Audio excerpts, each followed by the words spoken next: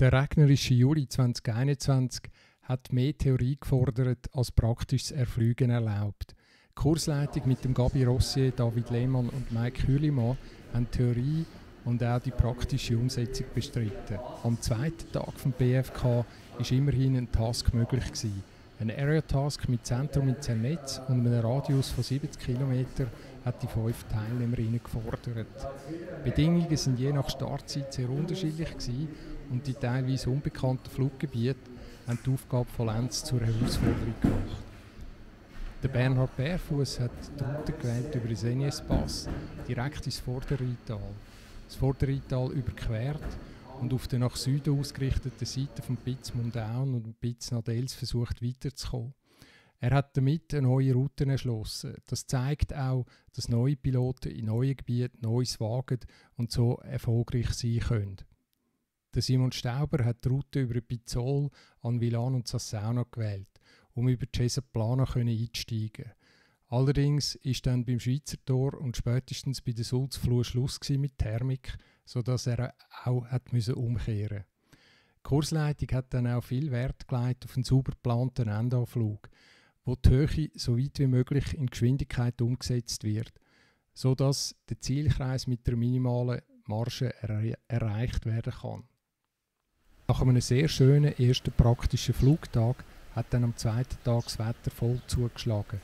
Darum sind der zweite und der dritte Tag dem Thema von den theoretischen Aspekten des Wettbewerbsflügen gewidmet gewesen. Ich mache jetzt Start beim startliegenden Flug.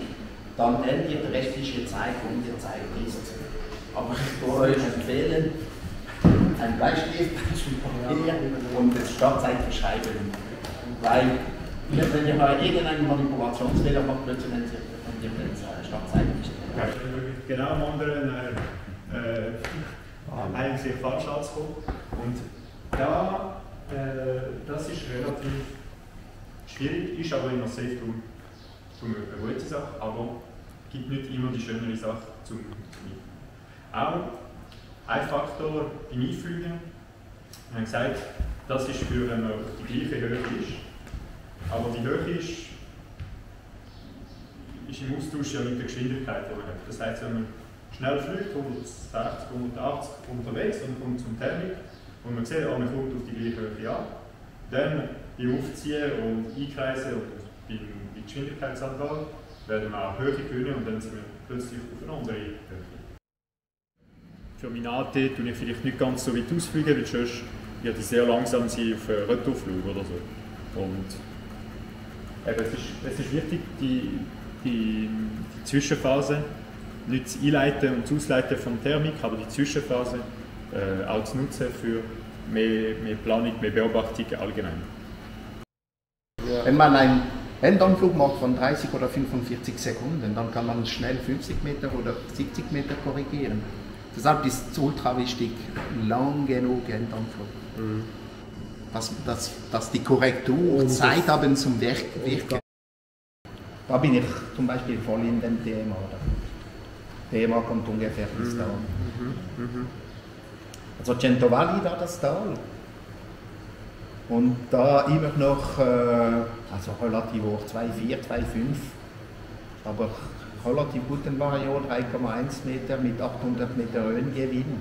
Aber da nicht schön genau einhalten in Theorie, mehr wie 400 Meter Höhengewinn jedes Mal. Und dann landet man geradeaus, also der landet einfach, du hockst vielleicht hier hin und rollt noch bis hierhin. Und der da landet einfach da geradeaus. Und die den Gebiet nicht kennen, die einfach vielleicht ein bisschen aufmerksamer sind, ein bisschen kreativer sind, die haben mehr Erfolg. Ist einfach so, weil man fliegt im Wettbewerb, im Flugwetter, wo man normalerweise kaum die Hangartür öffnet. Also, ist einfach so.